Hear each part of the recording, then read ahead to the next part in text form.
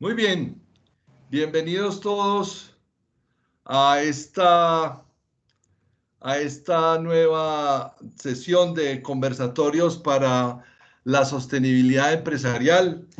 Muchas gracias por atender esta invitación, nos honran siempre con su presencia.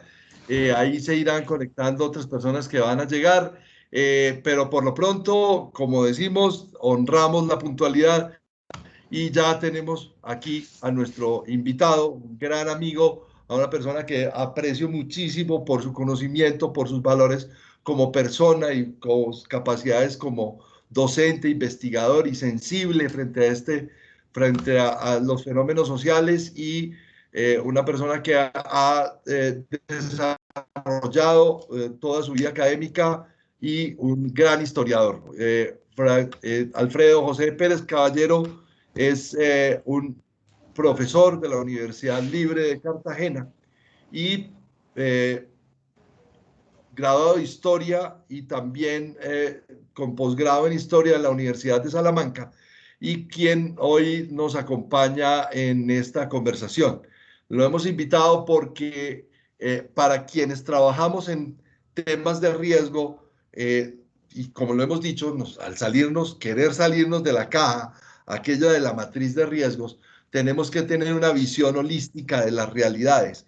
Y nada mejor que hablar de historia para entender el pasado, comprender el presente y poder proyectar el futuro, que es, digamos, que el mayor reto que tenemos como seres humanos, quienes trabajamos en el mundo del riesgo, o ustedes como profesionales de sus distintas áreas, también poder tener una visión distinta que va más allá del tecnicismo de la gestión de riesgo y verlo desde un lado más, digamos que de las ciencias humanas y de las ciencias sociales. Alfredo José, bienvenido, un saludo para las personas y empezamos nuestra conversación. Bueno, muchas gracias, Carlos, por la invitación a ti y a todo el equipo de Zona Segura.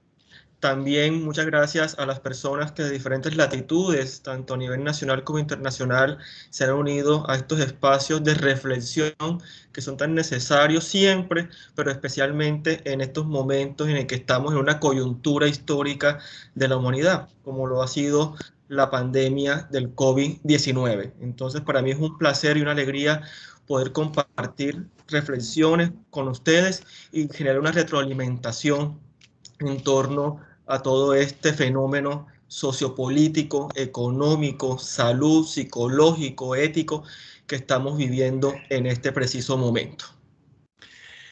Listo, Alfredo, muchas gracias por ese saludo y entonces empecemos porque el tiempo es oro contigo, vamos hasta las 6:15, entonces tenemos que desarrollar este tema rápidamente. Las pandemias han sido un elemento transversal en la evolución del ser humano. Desde tiempos remotos se han encontrado indicios de pandemias que han azotado al hombre y que han tenido un efecto crucial en el desarrollo de la raza humana. Por lo cual me parece pertinente que iniciemos el conversatorio preguntándote sobre la historia de las pandemias. ¿Qué pandemias han afectado al hombre y qué consecuencias tuvieron en su momento? Alfredo. Bueno, interesante pregunta, Carlos. Sí, en realidad hasta hace muy pocas décadas, hay que decirlo, las enfermedades infecciosas hacían parte de nuestra vida cotidiana, es decir, era pan de cada día. Hasta en las regiones más evolucionadas y desarrolladas del mundo encontrábamos el tema de las pandemias, ya sea la malaria, la difteria, la sífilis o la tan famosa tuberculosis, que todavía al día de hoy sigue haciendo estragos en muchas partes del mundo. Esto se ha venido superando en gran parte gracias a los antibióticos, a las vacunas, a toda la serie de inversiones que ha hecho el gobierno, entre esas, por ejemplo, la plomería, algo tan básico en nuestros días y que constituyó en su momento una cura o digamos que una prevención en torno a las pandemias. Sin embargo, más allá de todo esto, evolución que hemos tenido y en estos nuevos tiempos, siempre ha aparecido la sombra de la pandemia en la historia de la humanidad. Es como esa sombra que de pronto en el momento menos esperado aparece y que viene a trastocar nuestra vida diaria y viene a trastocar todo nuestro pensamiento, nuestra ideología y nuestros sentimientos, por no hablar también de la parte material. Y bueno, haciendo referencia puntualmente a tu pregunta, puedo hacer una serie de señalamientos o de hablar especialmente de tres plagas muy importantes dentro de la historia de la humanidad, importantes porque tuvieron unas repercusiones muy grandes. Todas tienen repercusiones, pero estas tres en especial tienen una repercusión muy importante. Y comenzaré hablando un poco sobre la plaga de Atenas, allá en el 430 antes de Cristo. Ya los antiguos griegos se encontraban frente a una pandemia devastadora, que al igual que la nuestra en la actualidad, inició en otros territorios. La plaga de Atenas inicia en Etiopía y llega a Atenas a través de Egipto y Libia, y es una de las que tiene mayor repercusión dentro del mundo antiguo. La plaga llega a Atenas en un momento crucial, en la guerra del Peloponeso, en que estaba Grecia con Esparta en una lucha muy importante. Esto lleva a los atenienses a refugiarse en las ciudades y claro, una vez que se refugien en las ciudades, que se aglutinen en las ciudades, los campesinos y toda la población, lo que inició como una pequeña enfermedad termina convirtiéndose en una pandemia de proporciones enormes. Sobre ese tema hay muchos recuentos de historiadores de la época en donde hablan de que había muchos más enfermos que gente sana. No había gente sana para cuidar a los enfermos y casi un tercio de la población ateniense y de Grecia fallece a consecuencia de esta pandemia. ¿Cuál fue la consecuencia más importante que tuvo la plaga de Atenas? Por un lado, puso fin al siglo de oro de Pericles. Pericles muere a consecuencia de esta pandemia unos años después y también comienza la decadencia de Atenas y de Grecia, especialmente porque la economía colapsa. Al igual que ahora, la economía colapsó.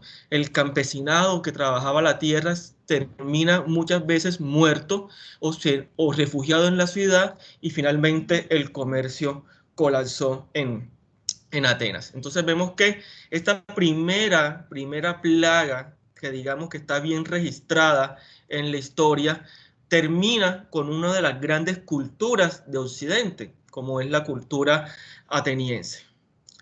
Posteriormente, creo que mencionaré una de las plagas más conocidas por la humanidad, porque tuvo unos impactos muy grandes y es una de las más reseñadas, no solamente dentro de los libros de historia, sino también dentro de lo que es el arte y la música. Y hago referencia necesariamente a la peste negra, que surge a mediados del siglo XIV. Y al igual que ocurrió con la plaga de Atenas, la peste negra no inicia precisamente en Europa, inicia en Asia Oriental, y es traída por la Horda Dorada, una facción del antiguo imperio mongol. La peste negra en realidad surge porque la Horda Dorada, esa facción del imperio mongol, sitia la ciudad de Cafa, que era una ciudad que estaba en el Mar Negro y que era en ese momento una colonia genovesa.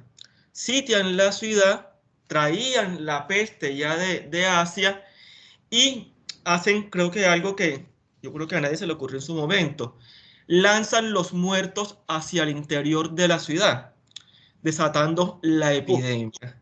Dicen que esta fue la primera guerra bacteriológica que vio el hombre. Ustedes imagínense la escena dantesca de los muertos siendo lanzados a la ciudad. Finalmente llega a Génova por los marineros que huyen de ese sitio y desde Génova se expande por toda Europa.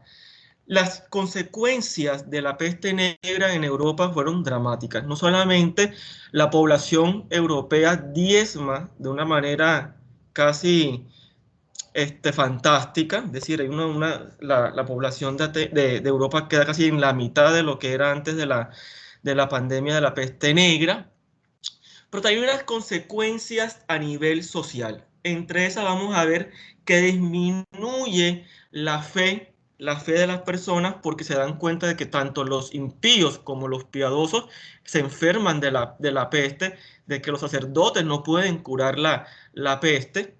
También hay una persecución a los extranjeros. Encontramos que uno de los elementos, creo que han sido transversales en todas las pandemias, que siempre se busca culpar a las minorías étnicas, y en la peste negra también se comienza una persecución a las minorías étnicas, entre esos los judíos, los musulmanes, y a todo extranjero se responsabilizaba de la peste negra. Y también hubo unos efectos económicos. Gran parte de la economía feudal del momento, ustedes saben que se basaba en lo que era la agricultura, y gran parte de la población campesina muere durante esta peste negra, y las ciudades también colapsan debido a la falta de higiene en su momento. Entonces vemos que finalmente la peste negra genera unos condicionamientos en donde por un lado colapsa la economía feudal, esa economía agraria, colapsa también en cierta manera el tema religioso, hay persecuciones de las poblaciones minoritariamente étnicas, y también todo esto conlleva a un deterioro de la parte política. Esto es como un dominó. Lo que afecta a una cosa va afectando todo lo demás. Entonces vemos que todo esto generó unos condicionamientos que finalmente y de manera, digamos que no tan directa, pero sí un poco indirecta, van a generar posteriormente lo que es el sistema capitalista y daría surgimiento al renacimiento, a la configuración del Estado-Nación tal y cual lo conocemos en la actualidad. Otro punto muy importante de la peste negra es la vestimenta de los médicos. No sé si ustedes habrán visto alguna vez los médicos medievales con esas máscaras de picos muy largos y que tenían también su razón de ser. En ese momento se pensaba que la enfermedad se transmitía por los olores. Entonces, en ese pico ponían hierbas de diferentes clases para evitar que esa miasma, ese olor, les penetrara y los enfermara. Por ningún lado se les ocurrió de que eran las ratas y las pulgas de las ratas las que transmitían la enfermedad. Entonces vemos cómo la peste negra genera también un colapso del mundo europeo, ya no va a ser de Atenas, sino de toda Europa, y también nos damos cuenta cómo la importancia de las pandemias van creciendo en la medida que también va pasando el tiempo. Finalmente, llegamos a la plaga de Londres. La plaga de Londres se da en el siglo XVII, 1665-66, y digamos que es un resquicio de la peste bubónica de ese del siglo XIV. Las pandemias no se acaban de un día para otro. Eso también está evidenciado a nivel histórico y tampoco el COVID va a ser la excepción. Tendremos COVID para muchos años más, aunque parezca algo casi apocalíptico lo que acabo de decir, pero sí, las pandemias no se acaban de un día para otro, más allá que tengamos vacunas o no tengamos vacunas. Y entonces la plaga de Londres es un rebrote que se da 200 años después de que se acabara o diezmara la peste negra. Y fue desatada por unos navegantes provenientes de Holanda. Fíjense ustedes que siempre las rutas comerciales han generado esta serie de expansión de las plagas. Sin embargo, ya aquí en la plaga de Londres vamos a encontrar ciertas diferencias. Por un lado, ya la gente no se va a atomizar en las ciudades, no, sino que se va a ir al campo, especialmente la nobleza y la burguesía. Se dieron cuenta que atomizar la población en pequeños lugares generaba el aumento de la pandemia. Ya aprendimos en ese momento esa lección que parece que se nos ha olvidado un poco en esta ocasión.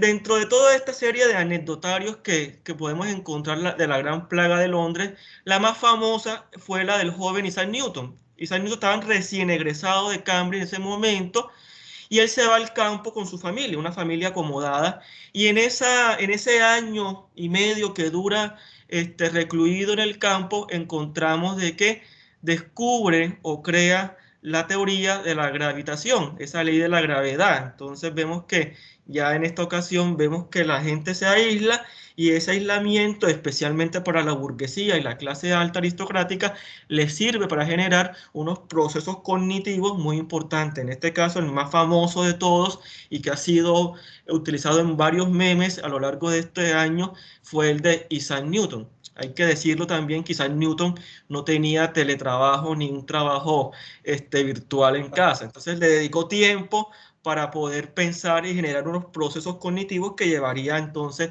a lo que es la ley de la gravedad. Entonces vemos que son tres pandemias importantes, muy importantes, que ha generado unos procesos de inflexión a nivel del mundo, y especialmente en el mundo occidental.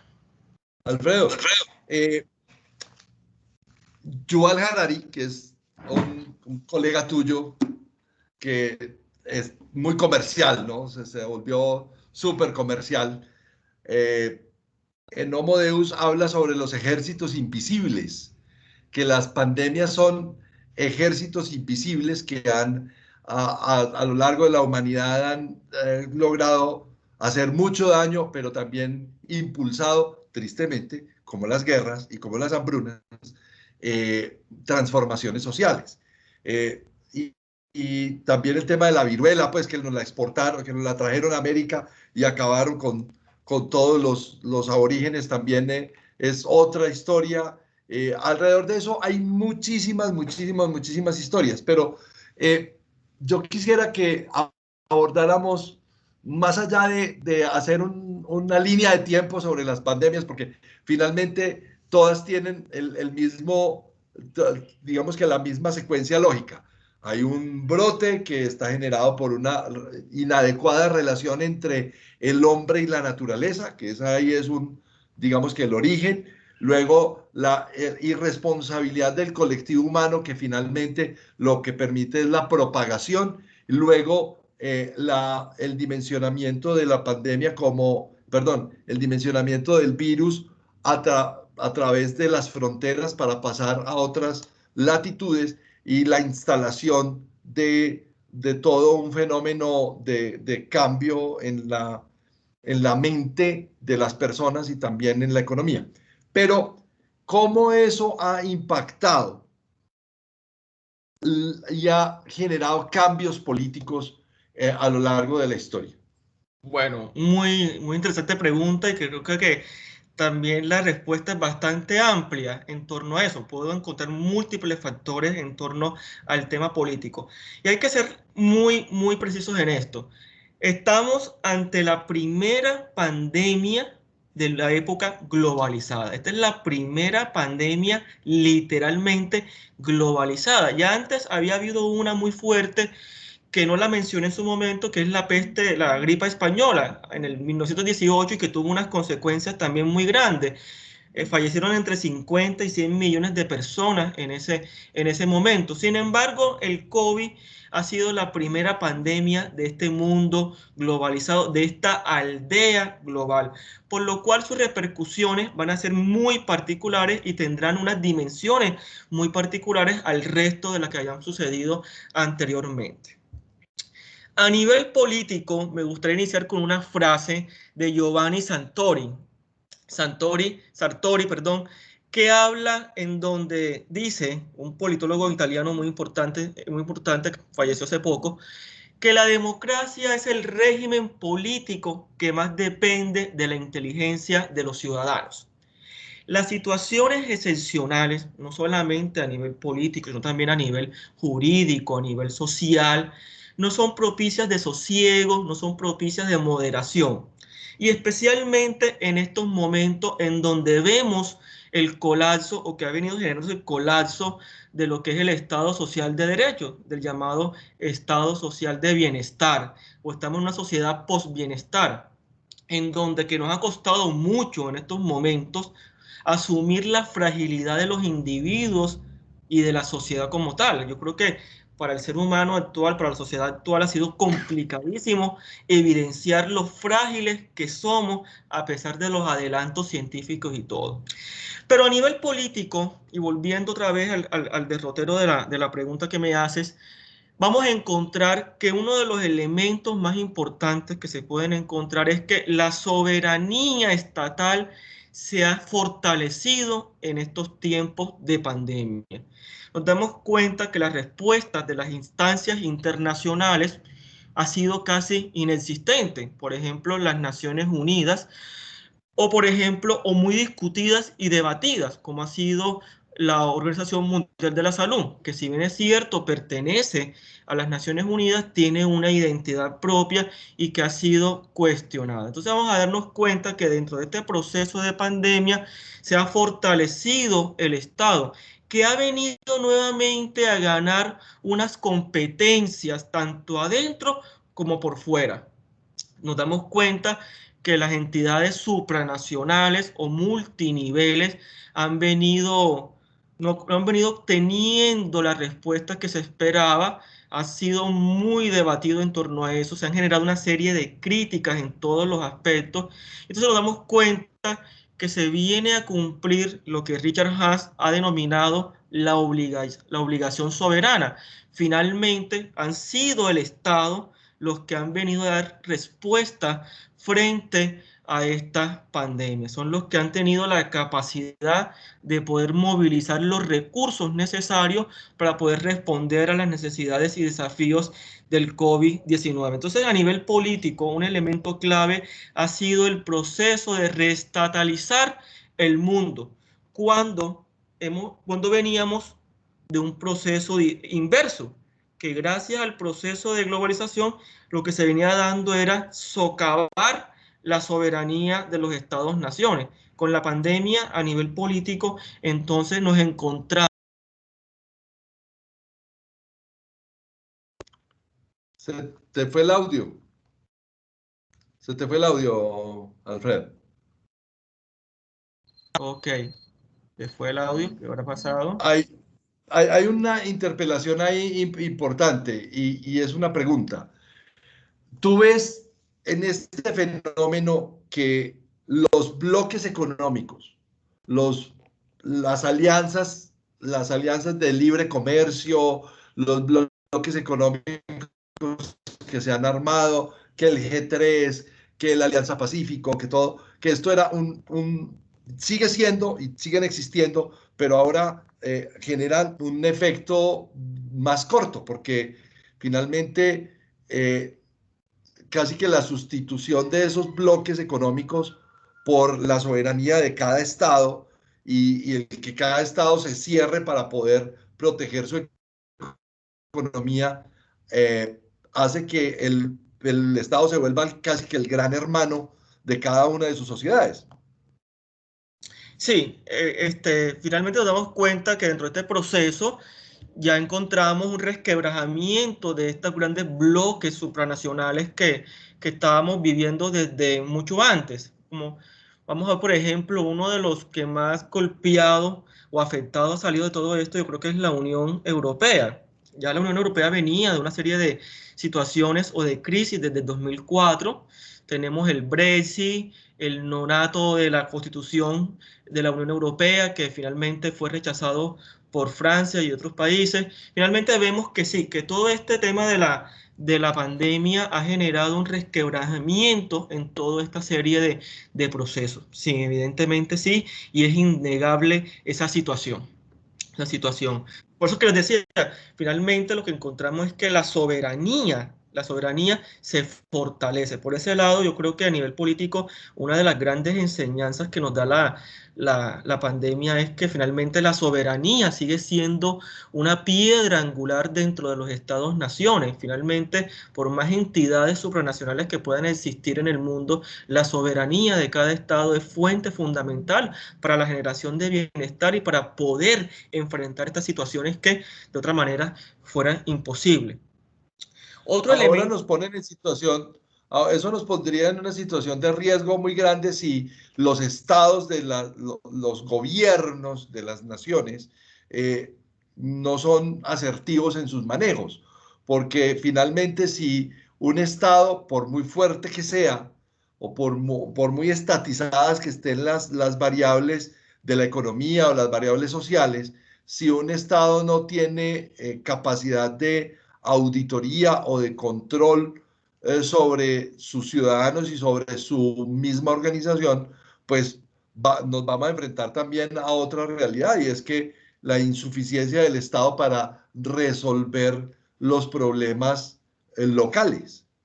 Por eso es que estaba, y nuevamente regreso a la frase de Giovanni Sartori, que la democracia es el régimen político que más depende de la inteligencia de los ciudadanos. Y yo creo que en este tema de la pandemia eso queda evidenciado. Finalmente, los regímenes políticos dependen de los ciudadanos como tal, especialmente la democracia. Entonces, eso va a estar muy alineado al tema de la conciencia y la construcción de una cultura política al interior de los ciudadanos, para que puedan entonces ser los veedores verdaderos de esos procesos políticos que son agenciados por los gobiernos, por los gobiernos. Bueno, ahí caemos en otro tema, y es los efectos sociales de la pandemia, ¿cierto? Lo decíamos en los primeros conversatorios que tuvimos, que la gripe española, junto con la Primera Guerra Mundial, transformó el sistema educativo, porque los hombres fueron a la guerra, 1914, 1918, murieron millones, decenas de millones de hombres en los frentes de combate, y luego vino la fiebre española, la influenza, y mató otra cantidad, casi entre 50 y 100, no se sabe porque no hay registros de 50, pero puede haber muchísimos más. Y entonces ahí obliga a que la mujer entre a ser parte de la vida productiva de las naciones. Entonces, esa tendencia llega a que los jóvenes que quedaron que nacieron en 1914 o eran niños durante la Primera Guerra Mundial, pues fueron los adolescentes y adultos tempranos que fueron al frente de batalla en la Segunda Guerra Mundial. Y entonces ahí también murieron cualquier cantidad de hombres del hemisferio norte. Y entonces el impacto de ya no la mujer entrando en los aparatos productivos se ve con complacencia, sino que también las universidades cambian. Las universidades, tú que trabajas en una universidad, antes las universidades eran el reinado, luego entraron los politécnicos, pues una educación mucho más rápida para sacar gente rápido para el sistema productivo. Ahora estamos en COVID-19, el efecto sociológico del COVID-19, ¿cómo los ves? Bueno, indudablemente esto ha sido una nueva experiencia para nosotros. Desde el año 1918, como tú lo mencionabas muy bien, no vivíamos una pandemia, pero en este caso vemos que la pandemia ha succionado la sociedad tras sociedad. Vemos que la pandemia ha sido una especie de agujero negro que ha succionado todo. Todavía no sabemos cuándo nos liberará de todo esto ni en qué condiciones lo hará. Sin embargo, los efectos sociológicos son evidentes y voy a mencionar algunos simplemente para tener una idea en torno a esos impactos desde lo social, que es tan amplio lo social, pero que es necesario también vislumbrar, analizar y reflexionar en torno a eso.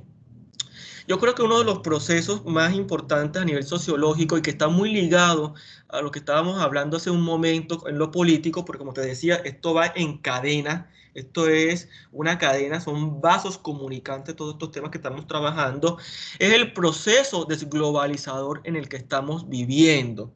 No digo que sea permanente, puedo pensar que puede ser parcialmente durante un tiempo, pero lo que estamos viendo es que está ganando cada vez mayor espacio la relocalización.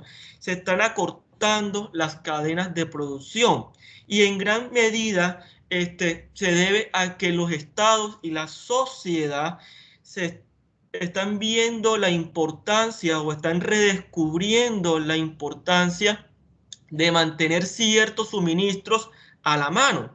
Ya los países creo que difícilmente van a confiar a otros países los suministros de eso, sean sanitarios o no sanitarios. Por ejemplo, es interesante que China produzca el 80% de los antibióticos a nivel mundial, mientras que la Unión Europea, por ejemplo, no produzca ni un porcentaje de paracetamol. Eso queda totalmente evidenciado la debilidad, en este caso, de Europa como tal.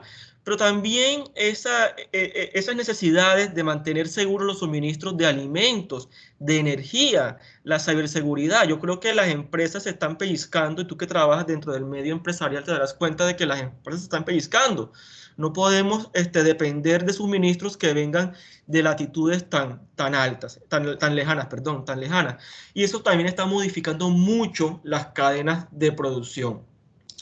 Un segundo punto, y que está también relacionado con lo que estaba hablando hace un minuto, son los estados. Nuevamente vuelvo al estado. El estado también va a estar pensando en crear unas cadenas de valor mucho más cerquitas junto con las empresas. Entonces vamos a ver que en un futuro lo que más vamos a encontrar, o la tendencia que vamos a encontrar, es que cadenas mucho más próximas, casi a nivel regional. Yo creo que va a haber una regionalización de las cadenas de producción y de valor a nivel empresarial.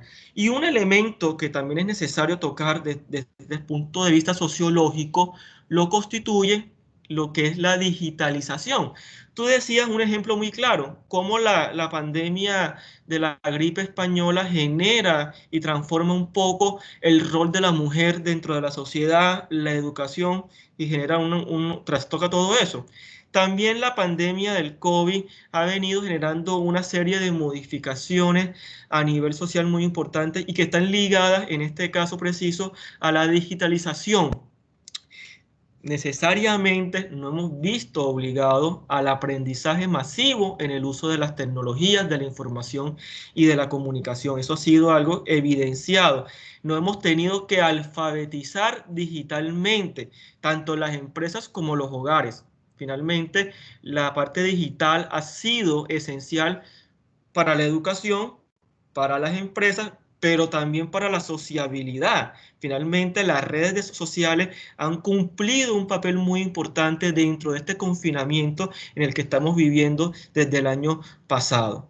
También las empresas creo que quedaron claramente ilustradas de la importancia de la parte digital. El teleconsumo ha sido lo que ha salvado muchas empresas de cerrar. Finalmente, si nos ponemos a analizar un poco el comercio y analizar un poco el tema de las compras, las empresas que no estaban totalmente digitalizadas son las más afectadas, mientras las que han tenido por lo menos la posibilidad de generar un teleconsumo, han podido sobrevivir de una manera difícil, pero han sobrevivido. Finalmente tienen una forma de vender los productos a estos individuos que están encerrados dentro de las casas.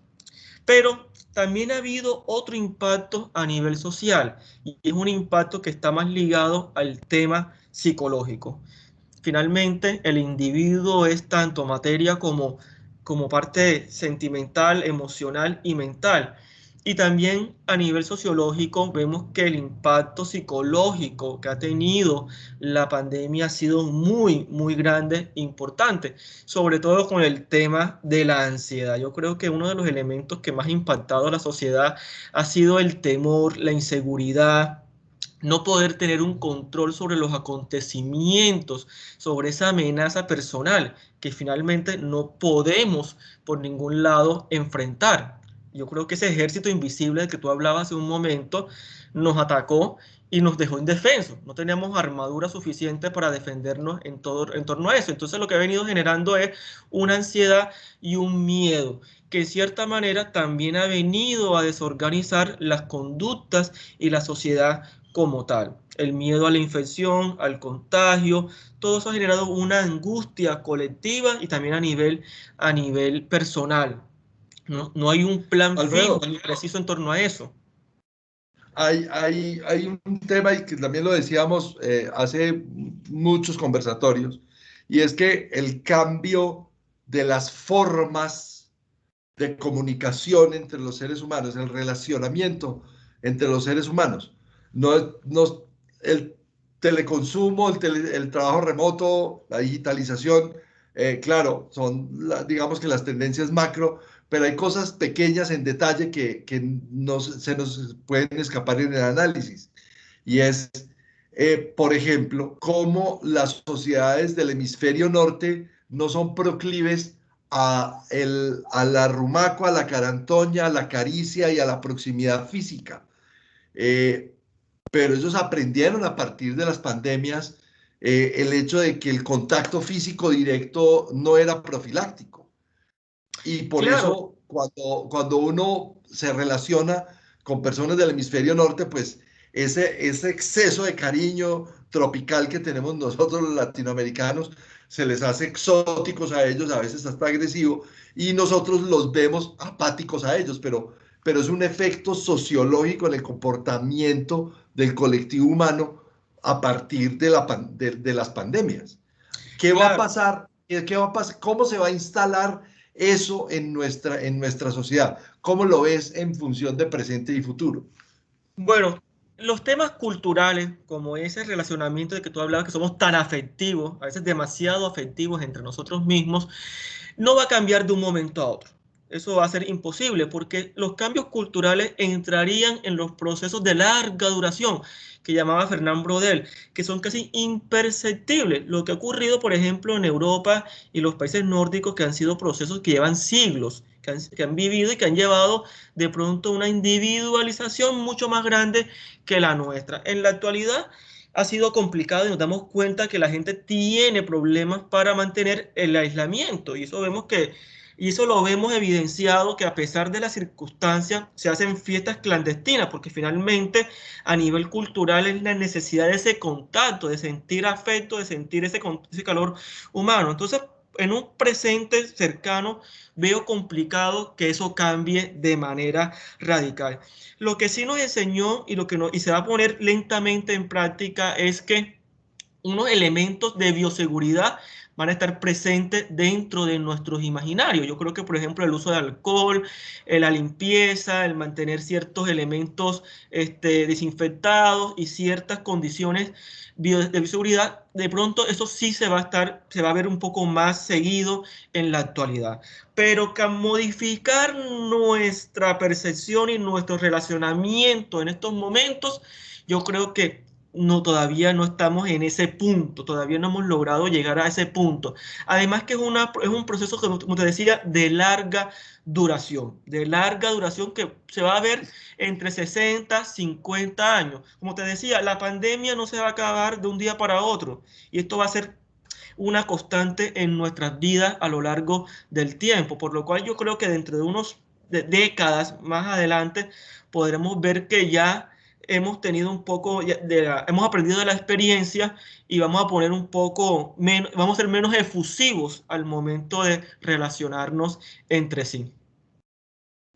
Pero no, perdimos la oportunidad de aprender de la viruela y del sarampión, y perdimos la oportunidad de aprender de la influenza, las dos pandemias que de pronto nos tocaron en algún momento en América Latina.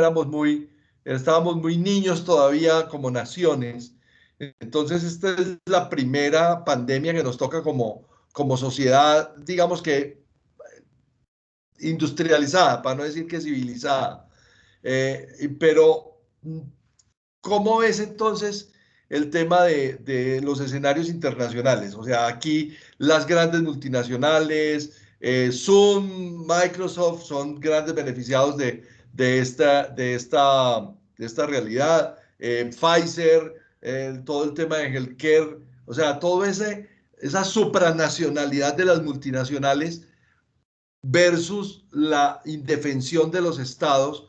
¿Cómo se maneja o cómo lo ves eso? ¿Cómo lo ves con perspectiva histórica? Bueno, ¿qué te cuento en torno a la parte internacional? Yo creo que el nivel internacional el análisis es bastante muy interesante en la medida que vemos que la pandemia ha venido necesariamente a acelerar ciertas tendencias que se vienen dando ya en el mundo y que ahora se han venido agudizando a partir de lo que es el COVID. Yo creo que el COVID ha sido un catalizador muy importante de muchos procesos, tanto a nivel local, regional, a nivel internacional, a nivel macro. Y entonces, si tomamos como perspectiva este punto de inflexión particularmente, nos damos cuenta que estamos en una coyuntura muy interesante en la medida que estamos transitando de un mundo eurocéntrico y occidentalmente céntrico a un mundo centrado en Asia. Lo que estamos encontrando es que finalmente se está cerrando un ciclo de predominio o de hegemonía europea y occidental. Esto no es algo nuevo. Esto no es algo nuevo. Si tenemos que poner una fecha más o menos simbólica en torno a esa curva o ese punto de inflexión, yo diría que el 2014 sería un punto muy interesante de analizar. Cuando aparece en el Financial Times, en su portada aparece como que ese es el año económico de China, que superaría eventualmente Estados Unidos. Entonces vemos que hay una transformación interesante en torno a eso, hay un desplazamiento de los poderes económicos y también eventualmente a nivel político, a tal punto que el mundo pivota o está girando hacia Asia, como lo bien lo dijo en su momento Obama y esta Hillary Clinton, para aludir a ese momento en donde Estados Unidos giraba del Atlántico hacia el Pacífico. En este caso, Estados Unidos estaba girando hacia China y que inauguraba todo un nuevo escenario a nivel mundial. Igual ocurre con América Latina y con el Caribe, que también dentro de todo están girando hacia China, algunos de mayor velocidad, otros con menos intensidad. Pero para ser un poco más específico en torno a estos impactos internacionales de la pandemia a nivel mundial, yo diría que podemos dividirlos en tres grandes momentos o tres grandes temas. Uno de ellos, por ejemplo, gana Asia con la pandemia, como lo estaba diciendo hace un momento, pierde un poco Europa y Norteamérica, gana Corea, gana Japón, Taiwán, Singapur, que han gestionado en cierta manera, de manera muy eficiente, lo que ha sido la pandemia y con unos costes mucho menores que, por ejemplo, España, Francia, hasta puedo incluir en eso la Unión Europea. Gana, Asia gana en dos sentidos. Por un lado, gana mostrando que el colectivismo asiático es mucho más interesante. Finalmente, este individualismo occidental termina siendo algo que nos juega en contra. Asia finalmente tuvo primero la pandemia, se ha recuperado rápidamente de la pandemia, por lo cual también entonces va a tener un crecimiento mucho más rápido a nivel económico. Por eso, por un lado, y mostrando un poco el escenario asiático en torno a eso. Otro elemento interesante de todo este tema internacional lo constituye Rusia, que ha mostrado que ha sido una potencia un poco sobrevalorada dentro de todo este proceso. Algunos se han atrevido a decir que ha sido una potencia regional. Frente a esto, encontramos que Rusia, y usando un poco la frase que usó Bacon para referirse al Imperio Español en su momento, yo digo que Rusia es un árbol demasiado frondoso para tener raíces tan poco profundas. Vemos que Rusia tiene debilidades históricas muy importantes y que el día de hoy han sido vitales dentro de su desarrollo como nación y como potencia. Una de ellas es el tema demográfico. La demografía Rusia es catastrófica históricamente.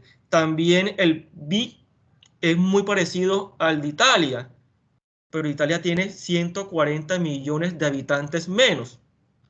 También es una potencia que está muy dependiente del petróleo y de los precios del gas, por lo cual ahora que hubo esa disminución del precio del barril, también se vio afectada. Entonces vemos que también Rusia, que durante mucho tiempo se vio como una gran potencia a nivel mundial, no es tan potencia y yo creo que hay que revisar a Rusia con unas pinzas para ver hasta qué punto es una potencia de gran envergadura y no simplemente es un gran elefante blanco.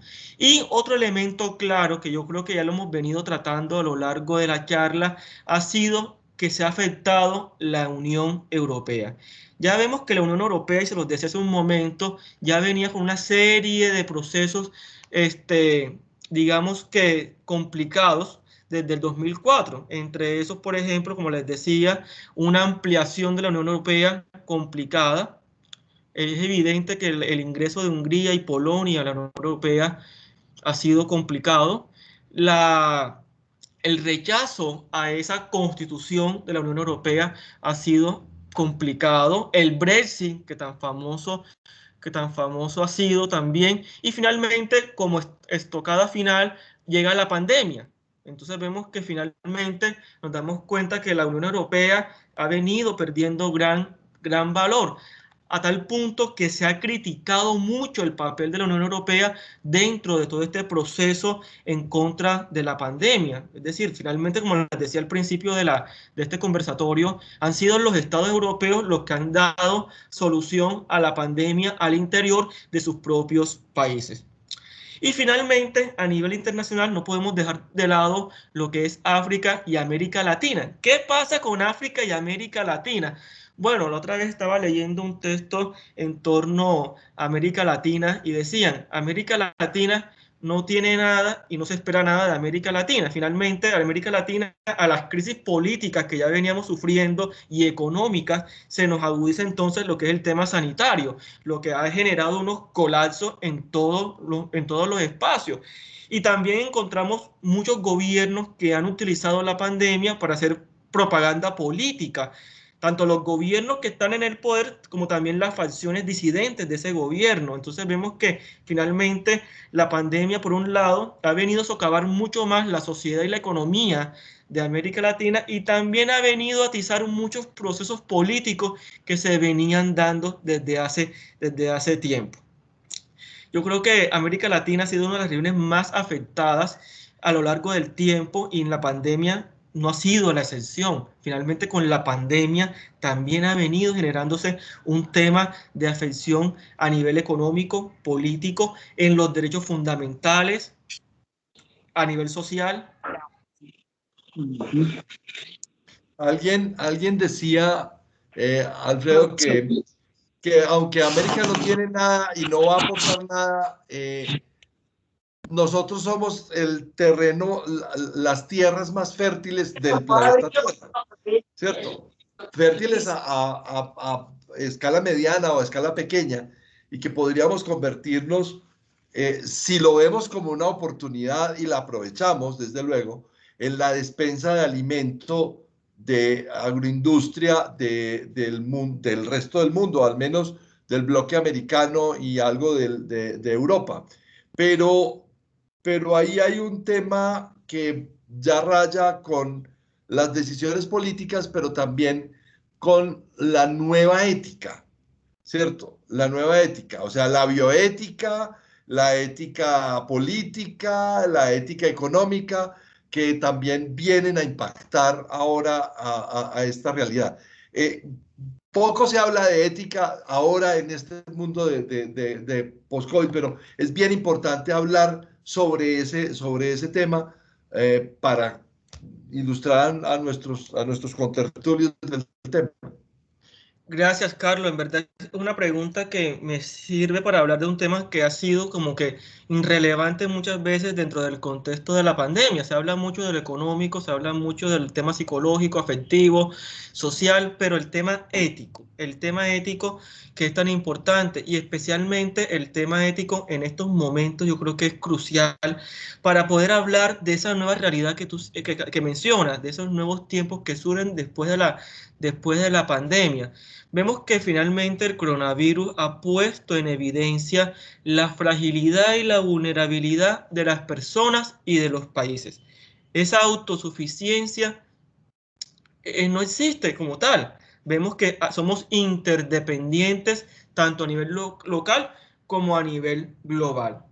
Entonces vamos a ver que esta pandemia ha puesto de relieve que en la lucha por la sobrevivencia no van a prosperar los más fuertes, los que intentan maximizar beneficios a toda costa, sino los que están apostando por el apoyo mutuo. En este momento preciso se están dando cuenta que la lección más interesante de la pandemia es la cooperación más que el conflicto. Vemos que los nacionalismos, ese independentismo que tanto son letales en estos momentos.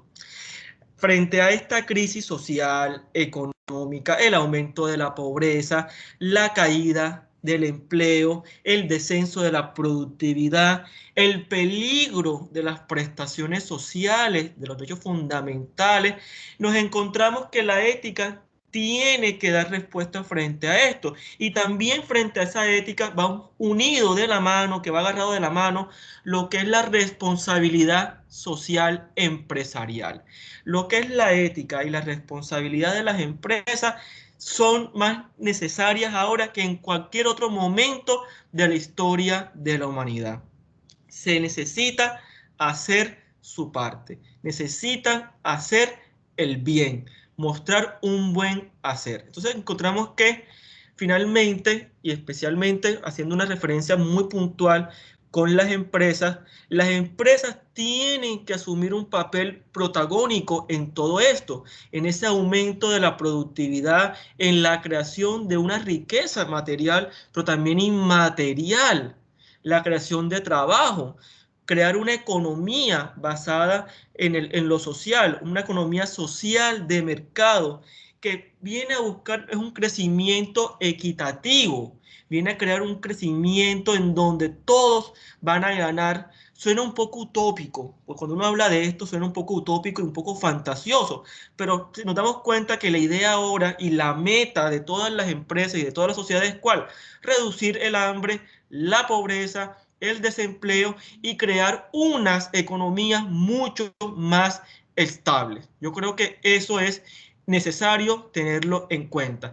También la pandemia ha generado y ha mostrado que el teletrabajo, la teleeducación y hasta el teleocio han sido muy importantes, que son muy importantes. Entonces, esto ha demostrado que se puede modificar en cierta manera y hasta cierto nivel el modelo productivo. Se ahorra movilidad, se ahorra energía, crea un mejor ambiente y vemos que son elementos claves para la empresa del futuro. Si el empresario actual pretende regresar a las vías prácticas de su empresa de hace un año, perdón, pero está totalmente en un mundo de fantasía, porque como les decía, la pandemia no se va a acabar con la simple vacuna. Históricamente las pandemias van saliendo o se van recrudeciendo cada tanto tiempo. Entonces vemos que el empresario tiene que pensar en eso. Por un lado, el teletrabajo ayuda mucho a ahorrar energía y espacio en las empresas, pero también ayuda a generar unas condiciones diferentes para el trabajador. Entonces vemos que conscientes de esta crisis y en todas las por venir, será posible responder con altura humana desde la construcción entonces de un nosotros incluyente. Ya esa polarización tiene que quedar relegada a un segundo plano, tanto la política a nivel económica, a nivel social. No podemos pensar en ese egoísmo ilustrado en donde todos estamos en el mismo barco, pero sabemos que no. Yo creo que ahora con el tema de la pandemia, nos dimos cuenta de que en verdad todos estamos en ese mismo barco, de una manera no vertical, sino horizontal. Entonces, la actual pandemia constituye una razón más, la última a día de hoy, para reflexionar sobre la deriva de nuestra sociedad empañada en un desarrollo que cuando más global se hace, demuestra que es menos sostenible. Entonces yo creo que a nivel ético nos muestra por un lado la necesidad de crear unas condiciones éticas a nivel social y también éticas a nivel empresarial. Pero ahí surgen varios temas que pues, no son de historiador, pero que tienen que ver con una realidad, y es que eh,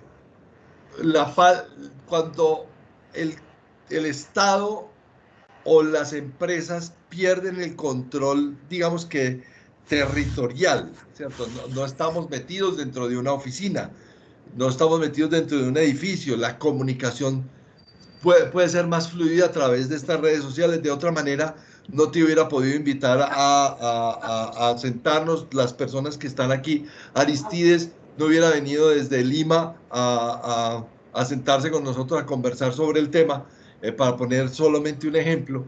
Este acortamiento de las distancias en pro de las comunicaciones y en pro de la construcción colectiva a través de mediado por la tecnología, tiene un riesgo que hay que también dimensionar desde la historia. ¿Cómo ha sido el trasegar de la tecnología? ¿Cómo la tecnología, lo apropiado, la revolución industrial y luego toda esta evolución de la sociedad de la información y ahora la sociedad del conocimiento, ha ido construyendo una cama para que todos entendamos el fenómeno de la pandemia? Vivíamos en la sociedad de la información, llegó la pandemia y ahora es la sociedad del conocimiento. Y entonces, ¿qué es eso? ¿Cómo poder mirarlo en función de entender los fenómenos sociales y darle luz a esto que llamamos gestión de riesgo, que finalmente es lo que nos convoca en esta conversación. Fíjate, tú ponías un ejemplo muy claro hace un momento en torno a las sociedades del norte. Tú decías claramente, las sociedades del norte a nivel social son menos, digamos que efusivas, por decirlo de alguna manera, que las latinoamericanas, que vivimos, digamos que siempre en aglomeración. Somos como si fuéramos una aglomeración permanente. Y ese ejemplo te lo traigo a colación nuevamente. Yo creo que también no solamente las sociedades nórdicas y europeas aprendieron de las pandemias para la individualización, sino también aprendieron a nivel económico. Si te das cuenta, el tema del teletrabajo y el tema de todo este trabajo remoto, para ellos no es algo nuevo. Ya venía desde hace mucho tiempo implementándose al interior de sociedades como la norteamericana, la Canadá, como Finlandia, Noruega, el mismo Reino Unido. Bueno, se ha venido generando todo este tema de la, de la El virtualidad trabajo a nivel remoto. laboral. Yo creo que a nivel de gestión de riesgo, yo creo que las empresas aprendieron y el empresario inteligente aprendió una lección muy, muy, muy importante. Por un lado, tiene que tener unas opciones para poder enfrentar estas situaciones que se le aparece de un momento a otro. Por un lado, vemos que muchos empresarios perdieron sus negocios no por la pandemia, es que nunca tuvieron unos ahorros o dentro de sus rubros nunca introdujeron lo que eran los imprevistos de una manera, digamos que seria. Entonces vemos que muchas empresas que uno pensaba que tenían 30, 40 años, en menos de 2 meses colapsaron. Yo creo que en estos momentos el empresario va a pensar mucho mejor cómo redistribuye el capital de sus empresas. Por otro lado, el tema de las tecnologías, la necesidad de poder tener unas empresas con tecnologías de punta, que no es fácil porque son gastos muy grandes dentro de la empresa, pero va a ser necesario. Y segundo, los estudios sociales y culturales, cómo se comporta la gente frente a estas realidades. Yo creo que el comportamiento de la población en estos momentos de pandemia necesita ser estudiado por las empresas, cómo se comportan la sociedad dentro de estos fenómenos y cómo afecta esto a los mercados. Yo creo que son elementos que han aprendido de manera dura, porque yo creo que en el caso de América Latina se aprendió fuertemente esto, pero que finalmente el día de mañana lo van a poner en práctica y yo creo que la empresa del día de mañana, espero yo y soy optimista en eso, va a poder afrontar las nuevas pandemias con mayor entereza, no con tanta angustia y va a ser algo muy productivo para ellas. Aristides Lucio nos hace esta pregunta. Me interesaría una opinión con respecto a la reducción del efecto desastroso de una pandemia. Pues reaccionamos empezando a estudiar cómo dar una respuesta efectiva luego que el virus se esparció. ¿No es parte de eso de la gestión del riesgo? Pues, eh, dale. No, claro que sí. Aristides, muchas gracias por la pregunta. Es que lo que ocurre, y especialmente con el tema de la pandemia, es que se nos olvidó. Yo creo que tan simple como eso, yo creo que a nadie se le ocurrió que en el siglo XXI, con tecnología de punta, la medicina tan avanzada, se debiera dar una pandemia como eso. Yo creo que dentro de todas las matrices de las empresas, yo creo que, no sé si me equivoco, Carlos tiene mayor experiencia en eso, yo creo que en ningún momento se puso una posible pandemia. Jamás, jamás. Se puso un terremoto, se puso un incendio, una inundación, un maremoto, un volcán, lo que ustedes quisieran, pero nunca se puso una pandemia, porque tan simple como eso, nunca pensamos que hubiese ocurrir una pandemia de esta magnitud. Jamás. Habían algunas que otros brotes de infección, pero eran localizados y controlados fácilmente, como la gripe aviar. Se pudo controlar fácilmente y no tuvo mayores repercusiones en la economía mundial.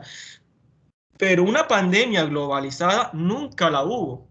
Yo creo que ahora, a partir de ahora, cuando les toquen a ustedes hacer las matrices de riesgo, esa variable de la pandemia no será algo del país de las maravillas, será algo de una realidad que estamos viviendo, que estamos viviendo en estos momentos y que seguiremos viviendo. Estamos entrando, usando las palabras de Eric Hobsbawm, estamos entrando a la era de las pandemias globalizadas.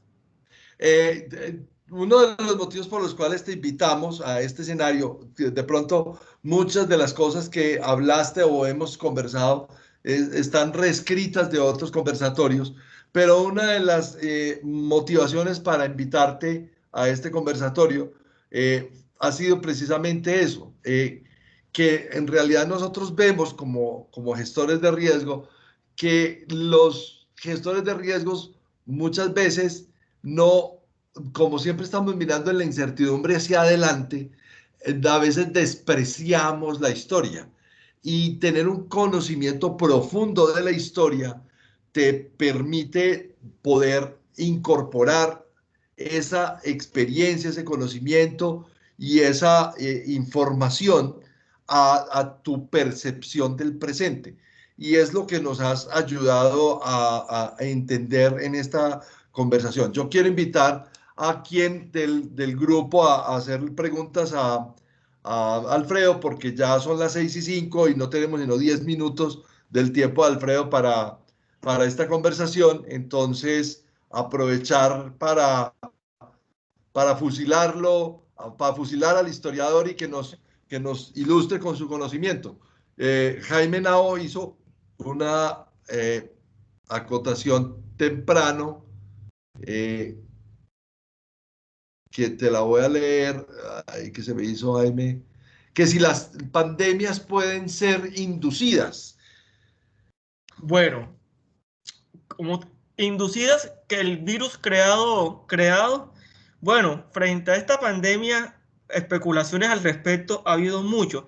Sin embargo, encontramos que finalmente los virus van mutando permanentemente. Finalmente los virus van mutando de manera cada cierto tiempo, vemos que van creciendo. Lo que ocurre es que ahora, especialmente con el coronavirus, vemos que la mutación ha sido muy rápida. Ya salió una nueva mutación en la India, ya van la de Brasil, que la conocemos, creo que también en Inglaterra, y ahora salió una doble mutación en la India. Por eso yo les decía a ustedes que la pandemia eso no se va a terminar de un momento a otro, va a ser algo que va a estar dentro de nuestro ambiente.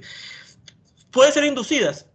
Claro que sí, en una manera, por ejemplo, yo les decía a ustedes al principio de la charla cómo finalmente la peste negra fue inducida porque lanzaron los cadáveres hacia Cafa y finalmente eso se esparció por toda Europa. Entonces, bueno, desde ese punto de vista fueron inducidas, pero yo todavía pongo en duda la creación de un virus científicamente para acabar con la raza humana.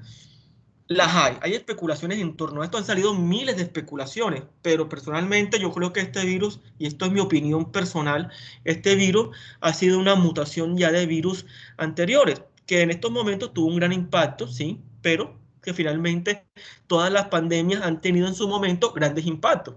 Porque es que uno de los grandes, de ese ejército invisible del que llamaba Carlos, es que no sabemos cuándo va a aparecer. Se puede demorar 100 años, como ocurrió ahora, puede durar 200 sin aparecer, pero va a aparecer, va a aparecer. Yo creo Pero que ya en el concierto, hacia ojos vistas, tenemos ébola, tenemos H1N1, tenemos gripe aviar, tenemos gripe porcina y tenemos coronavirus. O sea, en los últimos 20 años hemos tenido 5 brotes y unos más multidimensionados que otros, pero 20 años, 5 brotes ya marcan una tendencia. Cuando hablamos en gestión de riesgos, hacer historia, es porque cuando una persona tropieza y otra persona tropieza y otra persona tropieza y otra persona tropieza y alguien por fin cae, por fin suena a broma, pero alguien se cae y no se aporrea, pero finalmente alguien se cae y se aporrea, cuando alguien ya se cae y se aporrea y se lesiona, alguien dice, ah, no, pero es que se caía todo el mundo, pero es porque no llevamos la historia a un ejercicio, digamos que sistematizado, que es, yo creo que el último aporte de las respuestas que tú nos podrías dar. ¿Por qué hacemos para sistematizar la historia, Alfredo?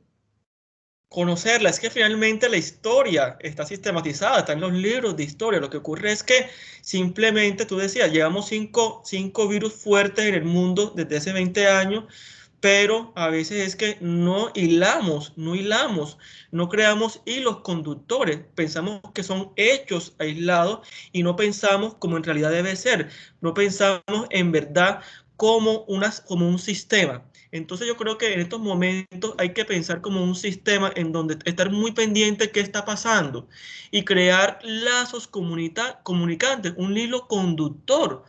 Simplemente pensamos como la gripe porcina, algo aislado, la gripe aviar como algo aislado y no nos demos cuenta de que hay una tendencia.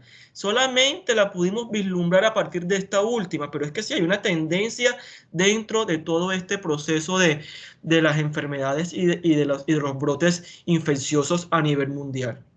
Entonces yo creo que es necesario, por ejemplo, volver un poco a leer las historias empresariales, a leer un poco sobre las vicisitudes que vivieron los empresarios de principios del siglo XX, del siglo XIX, para ver qué estaba pasando, porque es que de cierta manera estamos viviendo muchos procesos de hace 200 o 300 años. Bueno, ya son las 6:10 y no veo que alguien se esté como animando a levantar la mano y hacer alguna anotación, pregunta, disenso. Aquí también nos gusta el disenso. Claro, son. Los veo muy calladitos, muy calladitos. Entonces, muchas gracias por compartir este espacio, dice alguien acá. Bueno, importa. Jaime, levantaste la mano, por favor, te escuchamos. Buenas tardes, buenas tardes.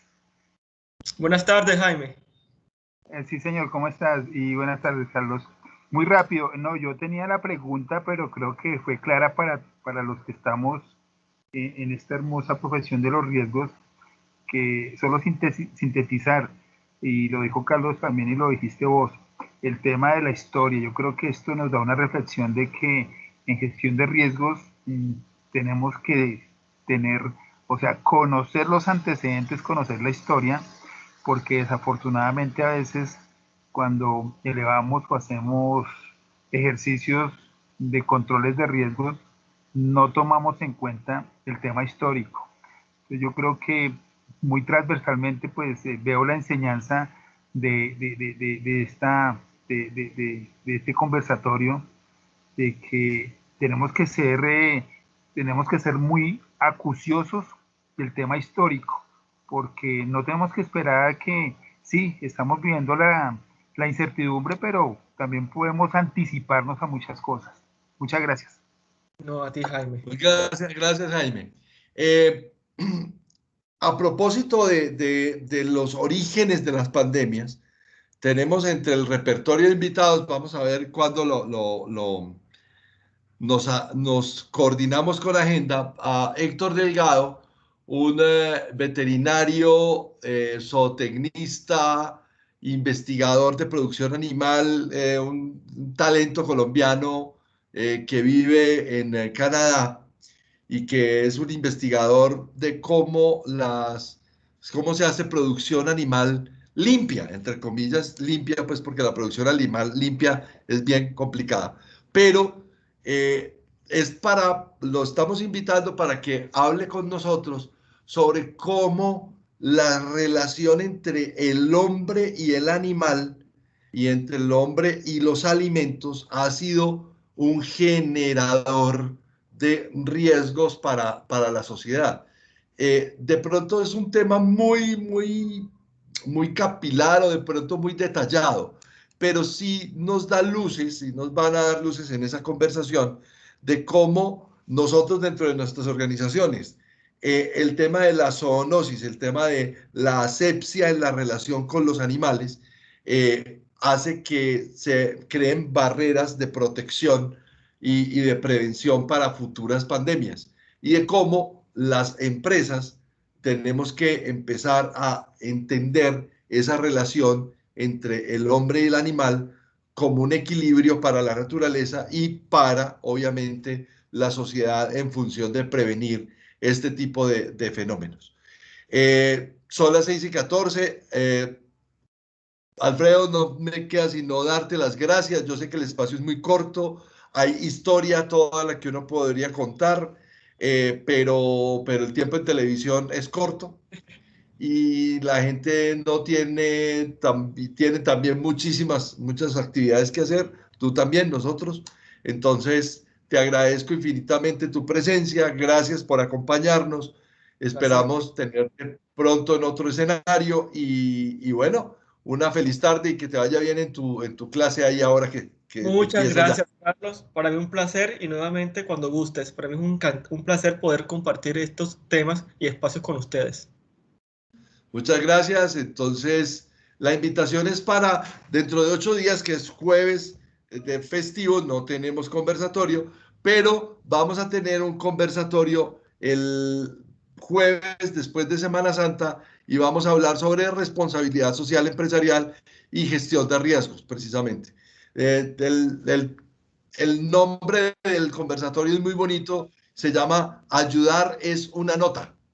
Y Perfecto. entonces vamos a tener a Daniel Londoño, una persona muy conocida en el mundo de la sostenibilidad y de la responsabilidad social empresarial en Colombia y en América Latina, que nos va a acompañar. Este es un millennial brillante que nos va a acompañar sobre este tema de responsabilidad social empresarial y gestión de riesgo. Entonces, muchas gracias, que tengan una muy feliz tarde todos y gracias por su presencia, por su cariño y por su devoción a este parche creativo de conversatorios para la sostenibilidad empresarial. Muchas gracias.